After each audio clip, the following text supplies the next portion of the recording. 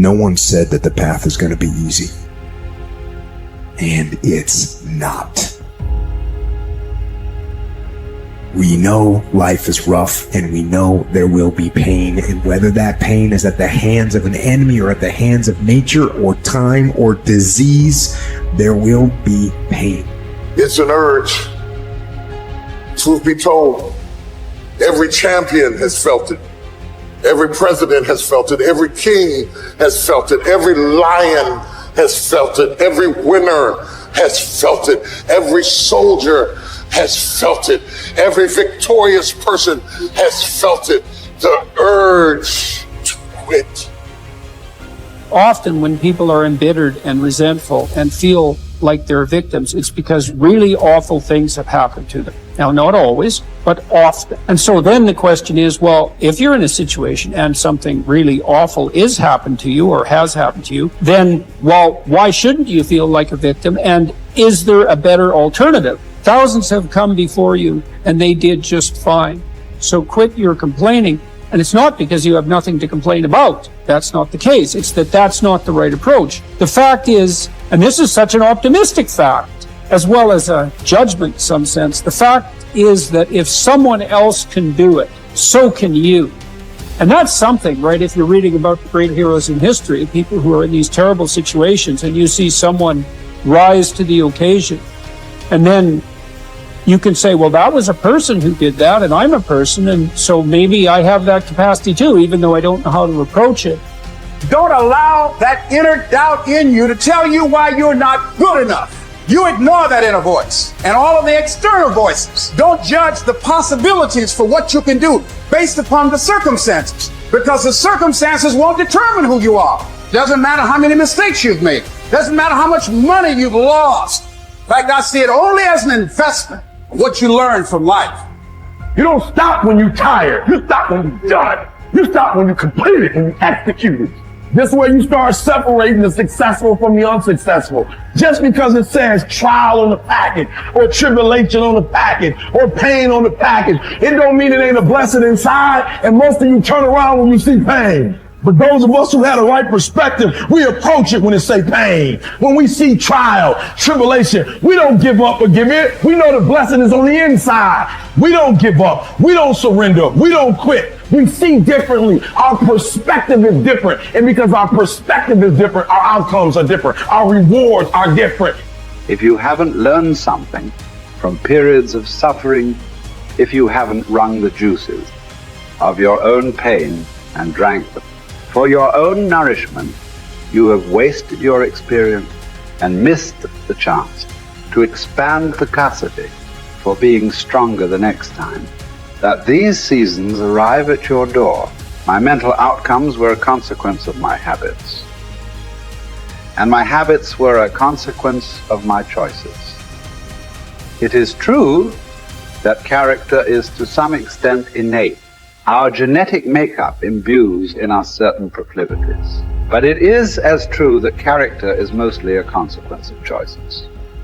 We all make them, and we should make them deliberately with the knowledge that these choices are part of our responsibility toward a purpose other than our own selfish aim.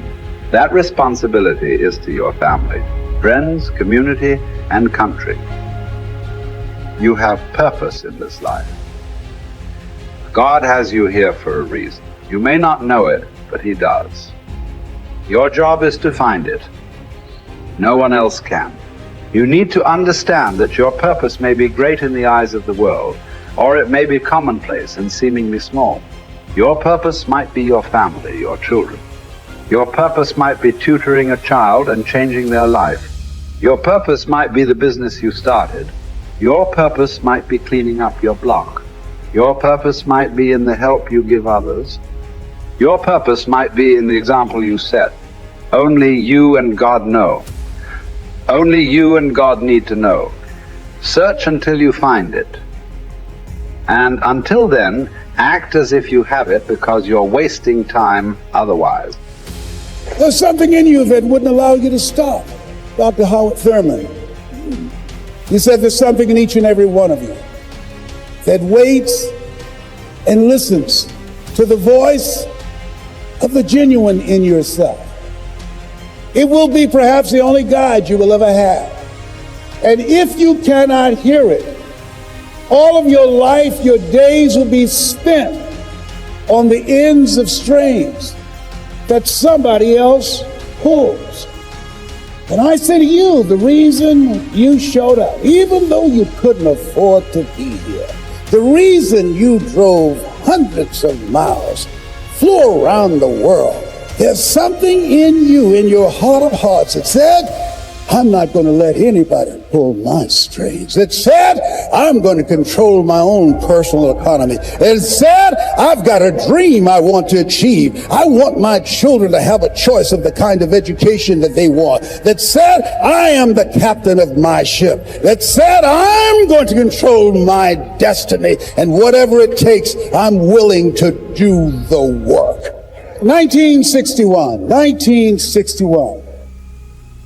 President John F. Kennedy had a decision to make. The decision was whether or not to call a news conference and tell the world the United States was going to go to the moon. And I submit to you that the decision to do that is very risky. And what governed his thinking is what governed your thinking when you decided, I'm going to do this. See, the technology did not exist. The answer of what will it take did not exist. No one had ever done it before.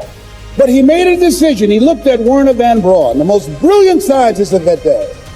And he said, Werner, what will it take for us to go to the moon? And he spoke 5 words. And those 5 words, I think, is what governs most entrepreneurs. Those 5 words, I think, is what give people like you the courage to pursue their dreams. Those 5 words is what I think people who are pioneers, people who are breaking new ground, make decisions on. He said, what will it take for us to go to the moon? And the response was, the will to do it. As you look at yourself, as you look at your business, what will it take for you to increase your business? The will to do it.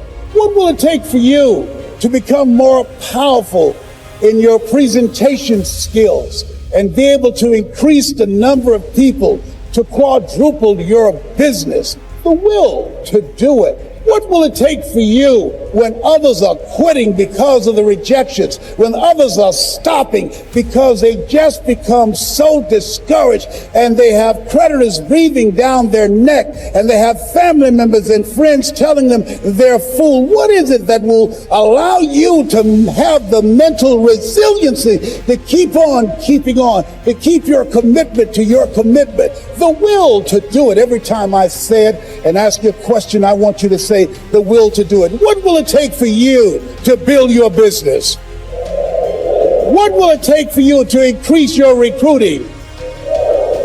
What will it take for you to bring out the greatness in you and to make your mark? What will it take for you to become a high achiever and to bring out the billionaire in you?